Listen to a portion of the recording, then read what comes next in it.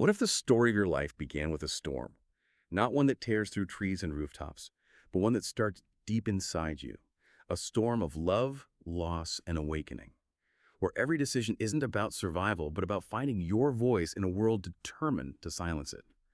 Zora Neale Hurston didn't just write. Their eyes were watching God. She tore open the heart of what it meant to be a woman in 1937. Janie's story isn't a quiet tale. It's thunder. It's rebellion wrapped in poetry. She walks through love that blinds, heartbreak that burns, and freedom that terrifies. And through it all, she doesn't break. She becomes awakened. And that's what makes this story so powerful, because it forces us to ask, when the world falls apart around you, who are you watching?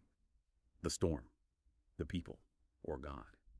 Hello, everyone. Hi, all. Welcome to BookPodCastZone. For this deep dive, we are really digging into Zora Neale Hurston's incredible novel, Their Eyes Were Watching God. We're going beyond just, the plot points. We want to look at the structure of Janie's life itself. It's like this 20-chapter roadmap of her figuring things out, finding herself. Exactly. And our mission here, for you listening, is to take these detailed chapter-by-chapter notes we have on Janie's emotional journey and use them to give you a really thorough but also accessible understanding of, well, everything she goes through. We're not just doing a summary. We're trying to pull out the key insights from Hurston's work, sort of charting Janie's course, from that really judgmental porch environment right at the start all the way to the horizon, finding her own self. Yeah, we're planning to unpack the novel by looking at her three big relationships, the ones that kind of represent security, then ambition, and finally, authenticity. We want to show how each experience, each community she finds herself in, and honestly, each challenge served as this essential catalyst, often a really painful one, right, in her whole quest for self-realization. We're basically tracking the story of a woman who decided to live big and loud and free, no matter what it cost her. It's a powerful journey, so let's get into it. Okay, so first off, the structure of this novel is just brilliant, isn't it? It doesn't start chronologically like with her childhood. It starts with the end of a major part of her journey, Chapter 1, The Porch and the Return. It drops us right into this confrontation. Janie comes back to Eatonville, and Hurston's language is amazing. She walks like a great fishnet she had dragged through the waters, and bam, she's immediately facing this intense, almost venomous judgment from the townspeople. That opening is so critical. It immediately sets up the core conflict of Janie's entire life, really. This tension between her own inner truth, what she knows and feels, and the external pressure, the expectations of the community. The porch, it's not just a place. It's like the symbolic heart of that community. It's where stories get told, identities get sort of validated, or maybe more often, where people get judged. Oh, Right. definitely judged. So when Janie comes back, especially the women on the porch, they see her freedom, her sort of quiet composure, and they take it almost as an insult, like it's a judgment on their own lives, which are maybe more restricted. They see her as someone who had privilege, Jodi's money, her looks, and maybe wasted it in their eyes. And that judgment is instant. It's fierce. Hurston says the gossip flies like spit. It feels so visceral. It's like the town thinks they own her story. They feel entitled to know everything, to pick it apart. The only real connection she finds is with Phoebe, her friend. Phoebe's the only one willing to just listen, to offer something bread, literally in exchange for the real story. Exactly, and that sets the whole frame for the novel. Phoebe becomes the listener, the audience. Janie's telling her story to Phoebe. So Chapter 1 shows us that the beginning of this narrative journey isn't Janie leaving somewhere, it's her returning. Just walking back through town with her head held high is an act of defiance in itself. And Hurston uses that porch setting so well. It immerses us in that oral tradition of the Black South, a place where words, stories, gossip, they have immense social power. They can build you up or tear you down completely. Right, so Janie's journey is the story she tells Phoebe. It's reclaiming her narrative. Precisely. Okay, that makes sense. A powerful start. So like, subscribe, and share for more updates. And now let's continue to the next chapter. So from that external pressure, Chapter 2 takes us inward, the pear tree and the promise. This is that famous scene, right? Her awakening as a teenager. Oh, absolutely. It's probably the most iconic, symbolic moment in the whole book. Janie's 16, she's under this pear tree in bloom, and she's just watching nature, the bees and the blossoms, this sense of harmony, of life-giving and receiving. It's described as this pure electric rush. She has this profound realization about nature's balance, and she immediately connects it to what love, what partnership should feel like. Sexuality, too, it's all intertwined. It's this beautiful image of natural reciprocal desire. Yes. And it becomes her benchmark, really, the ideal of authentic connection that she spends the rest of the novel searching for. But then Nanny walks in, and the ideal just gets crushed, doesn't it? By history, by fear. Right. Nanny sees Janie kissing Johnny Taylor over the gatepost, sees that spark of awakening, and she just panics. Because Nanny views that natural desire, that sort of wildness and search for reciprocity, as incredibly dangerous for a young black woman. And this goes deep, doesn't it? It's about Nanny's own past. Definitely. It's generational trauma, plain and simple. Nanny lived through slavery, saw black women exploited, unprotected, used. So for her, the absolute top priority isn't passion, it's not spiritual fulfillment like Janie feels under the pear tree. It's safety. It's protection. It's a roof over your head, owning some land, achieving stability, basically a shield against the horrors she experienced. So she sees Janie's desires as a threat to that hard-won, fragile security. Security defined by maybe the white world's standards of success. I think so, yeah. A good marriage, property.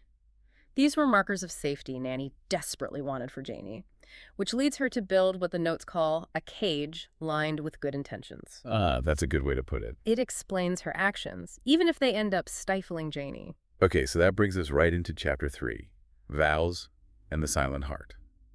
Nanny pushes Janie into marrying Logan Kellex. This really crystallizes that conflict. Janie's inner yearning for that pear tree feeling versus Nanny's push for security above all else. Exactly. And Logan Kellex is, well, he's the complete opposite of the pear tree. He is stability. He has land, he has resources, he has a certain status in the community. But Hurston is careful, isn't she? He's not just a mustache-twirling villain. He's presented as a man whose vision of marriage is purely practical, transactional, really. Right. He wants a wife to help him work, cook, keep house. Not necessarily a partner in the way Janie dreams of. The source notes mention his calluses being deeper than his words. He's shaped by a life of hard physical labor where maybe there wasn't much room for sentimentality or romance. It was about survival. And for Janie, being married to him becomes this slow wilt of passion. Just dull. Her dreams turn into chores. He's that secure but snoring relationship. Provides the basics, the physical survival, but absolutely starves her spirit. Yeah, and it forces you, the reader, to ask that tough question. Is physical survival enough? Can it actually cancel out the need for selfhood, for inner life? Especially when you consider the context. For black women in the rural South, back then, early 1900s, this wasn't just a literary device. No, not at all. Land ownership, a stable marriage, these were critical forms of economic and social capital. Survival often did come first. Love, the kind Janie experienced under the pear tree, was often seen as a luxury, something you might have to, as the notes say, barter away for protection, for the future of the family. So this first marriage teaches Janie a really painful lesson. Security isn't freedom. Not at all. She learns that trading the view, the passion, the dream for the house's security leaves her feeling profoundly empty inside. It's a foundation, but a hollow one for her. Okay, wow. A lot packed into those first 3 chapters. Just a reminder, folks, like, subscribe, and share if you're finding this useful. It helps us keep these deep dives going. Okay, let's move on. All right, so if Logan represented this kind of soul-crushing stability, maybe even stagnation, then Joe Starks arrives. Jody. And he's pure energy, isn't he? This kicks off Section 2, Chapters 4 through 8. This is Janie's second marriage, and it's all about ambition, status, and the really heavy price you pay for that. It starts in Chapter 4, Sparks in the Shadow. Joe Starks is almost like the textbook American archetype, right? The self-made man. He's got drive, he's entrepreneurial, super sharp, and his focus is completely on moving up in the world. He's described as this smooth-talking wanderer with a sharper smile, and he immediately sees Janie, her beauty, her presence as an asset. Something that will help his ambition. He paints these big pictures for her, these grand horizons, but they're his horizons, aren't they? Yeah. She's just meant to stand beside him, looking good. Yeah. Pretty much. And Janie, at this point, she's feeling desperate to get away from Logan. Logan started getting demanding, telling her to do farm work, basically treating her like hired help. So Joe's offer feels like this huge, high-stakes gamble. The choice is really clear. Stay safe. Stay respectable with Logan, deal with Nanny's expectations and the community pressure.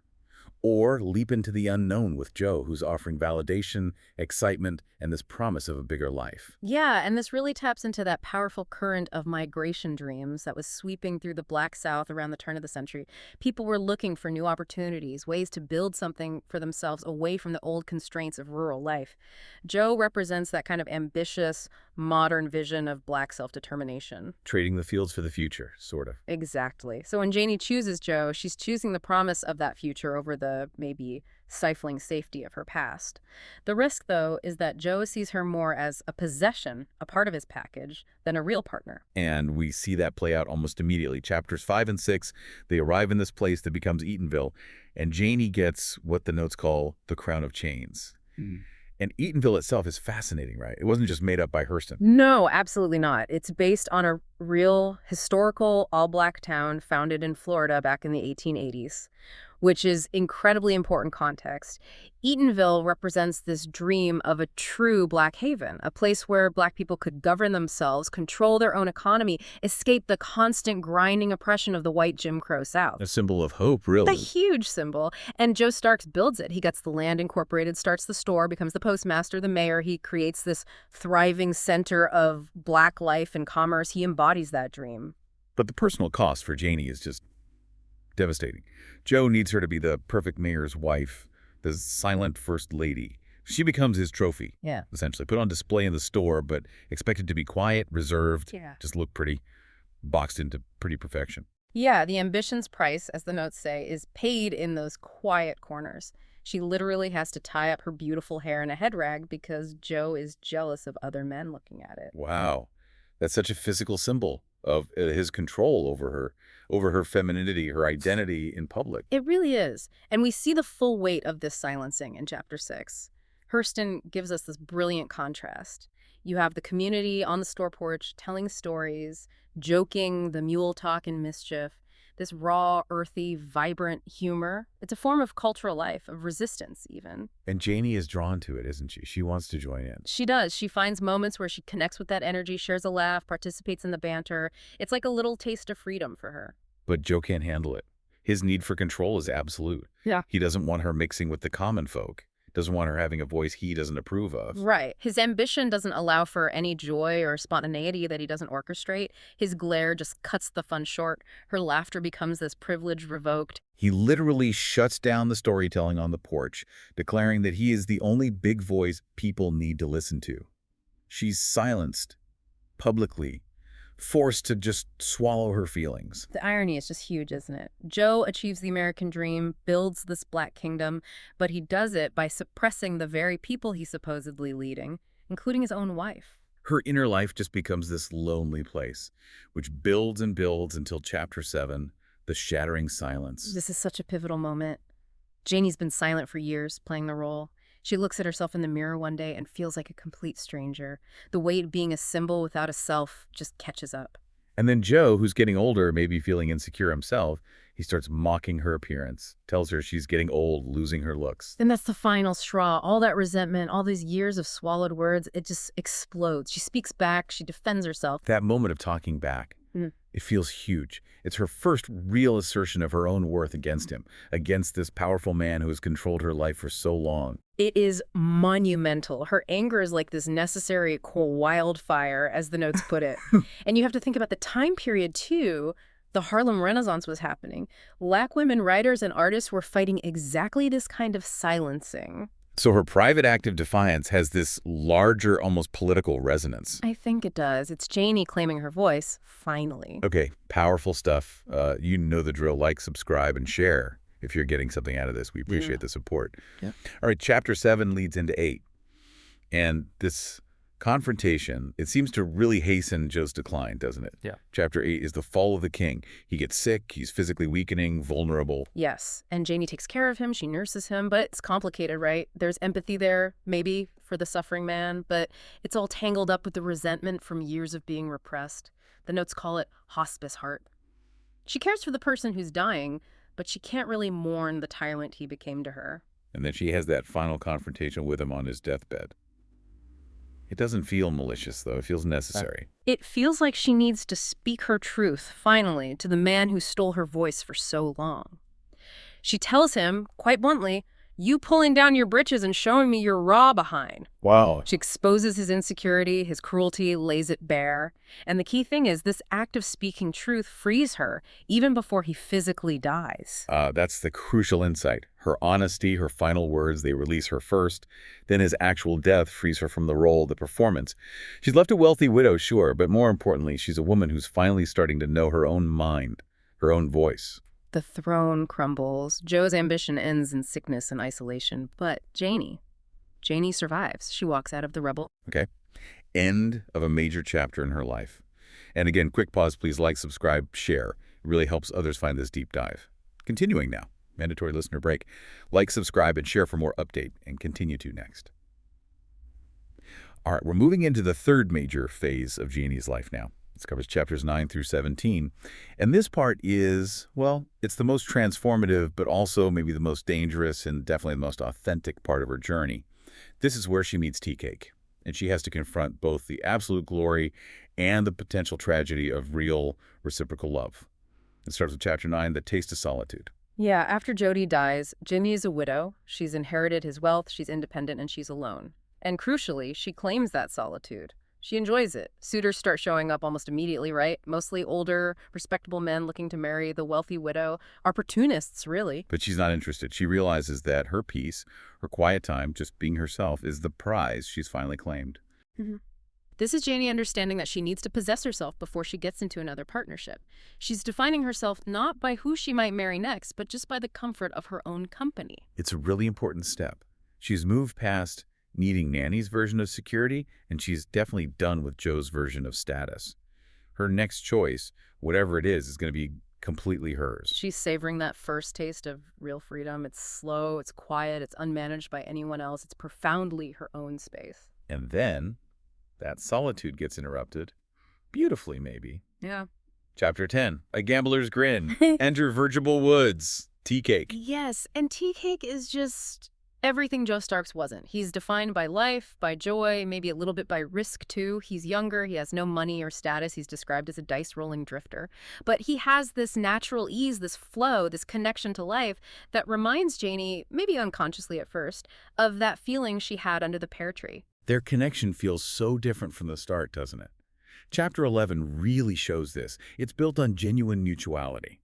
Tea Cake doesn't put her on a pedestal like Jody did, or see her as property like Logan did. He teaches her to play checkers. Which sounds like such a small thing, but it's hugely symbolic.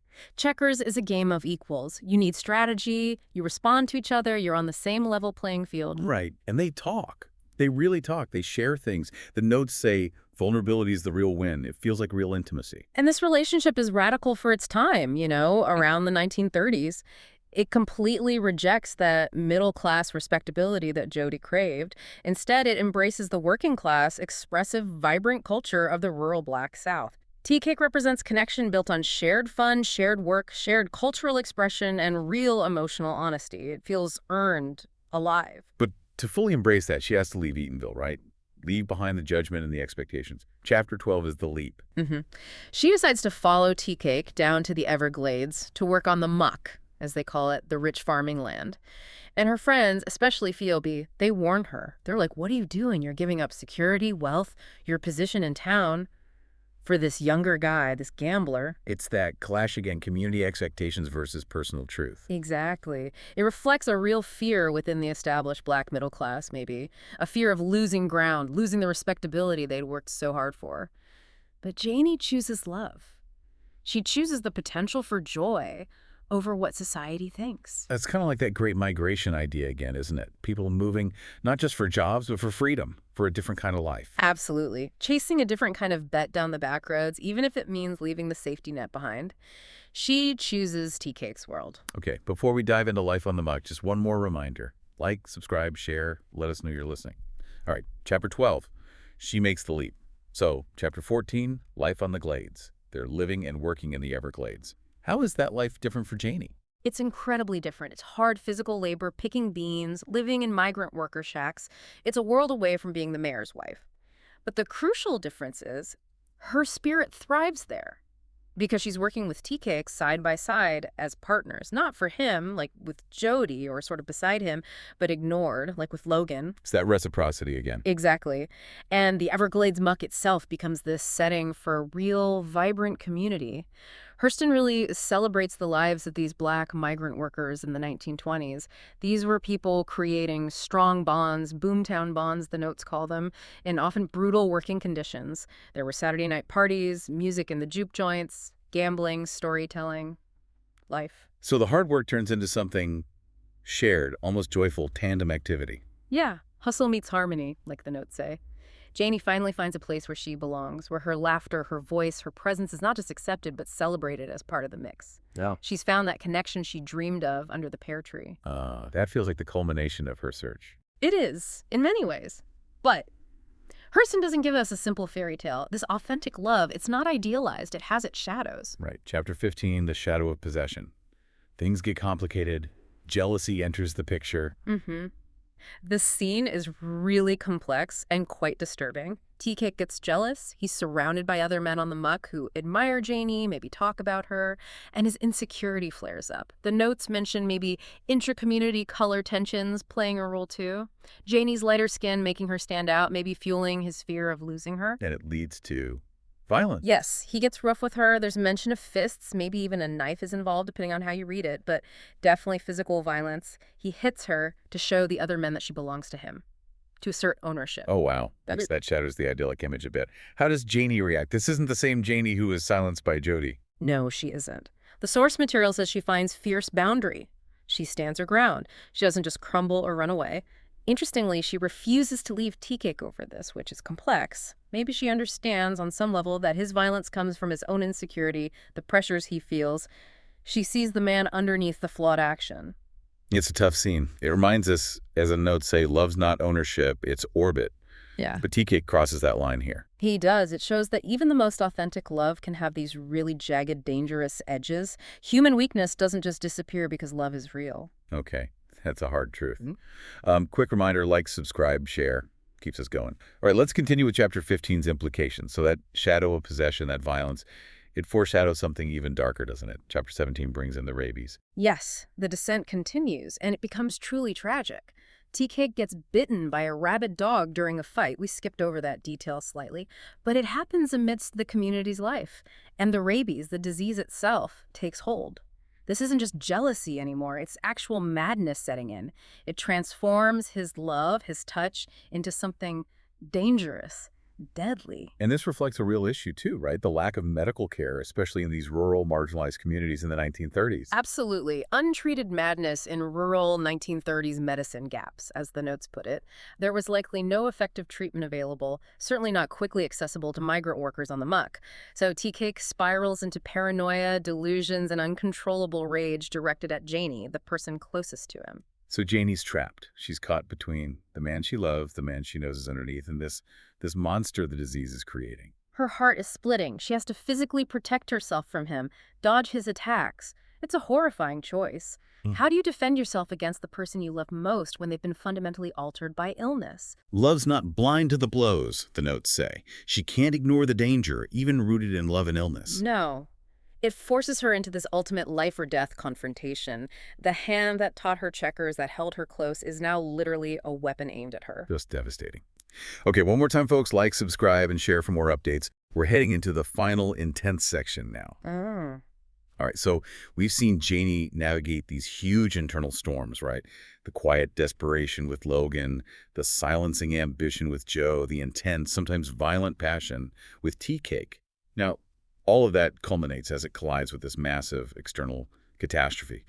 The hurricane, Chapter 18, the unstoppable gale. Yeah, this chapter is incredibly powerful, and Hurston draws directly on a real historical event. She channels the unbelievable fury of the 1928 Okeechobee hurricane. This was a catastrophic storm, one of the deadliest in U.S. history. And tragically, the vast majority of the thousands who died were Black migrant workers, just like the community Janie and Tea-Cake lived in on the muck. So Hurston is giving voice to that history, what the notes call a forgotten fury, because the suffering of that Black community was largely ignored or minimized afterward. Exactly. The hurricane in the book functions on multiple levels. It's this terrifying force of nature, obviously, but it's also like nature's reset button, stripping everything away. Janie and Tea-Cake are clinging to each other, literally just trying to survive. Everything they built together on the muck is washed away. Their faith, their bond, is the only anchor they have left. And the chaos, the terror of the storm.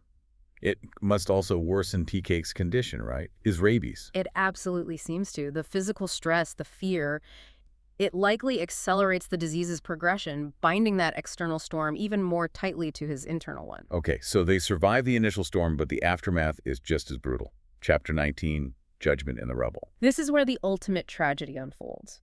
Tea Cake, now fully in the grip of rabies, becomes uncontrollably violent and paranoid. He actually tries to shoot Janie, and in pure self-defense, she is forced to shoot him first, using the rifle he taught her to use. He dies in her arms. Oh, my God. Just horrific. It is. And immediately, the tragedy is compounded by injustice.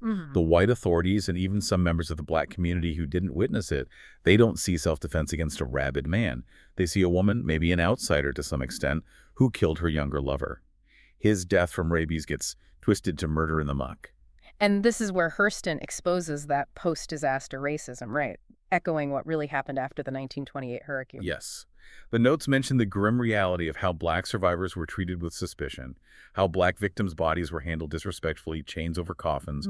Janie, who is the victim of circumstance, the victim of Tea Cake's illness-driven violence, suddenly becomes the defendant, accused of murder in a deeply biased system. But this terrible injustice, it paradoxically becomes the stage for her final, most powerful act of self-liberation, doesn't it? It really does. She has to stand trial. A black woman in the Deep South, accused of killing her black husband, facing an all-white or predominantly white jury and court system. The odds are stacked against her. But Janie stands up and she speaks. She tells her story, not in legal terms, not trying to fit their narrative. She speaks from her heart, from her experience. She uses the language of the porch, maybe? Raw, emotional, specific? Exactly. Her voice, which was silenced by Jody for so long, is now steady, clear, and powerful. She spins the whole savage tale, the love, the joy, the sickness, the storm, the final tragic necessity of her action. She cuts through the prejudice, the assumptions. Her testimony becomes this justice a fragile wind in biased breath. It's like a mic drop moment, as the notes say. It is. The courtroom, designed to judge and condemn her, becomes the place where she fully claims her narrative, her truth, herself. She seeks her storm, integrates all of it, and it sets her free in a profound way, even before the verdict. Which, thankfully, is acquittal. Yes. But the real victory is her finding and using her voice in that moment. Okay, wow, what an ordeal. So, last time, promise like, subscribe, share. It helps people find these discussions. Okay, chapter 19. She tells her story. And that brings us to the final chapter, chapter 20, the full circle. Janie returns to Edenville, back to where we started, back to the porch. She comes back and she sits down with Phoebe, her friend, the one person who listened without judgment at the beginning. And those porch shadows, the judgment from the townspeople.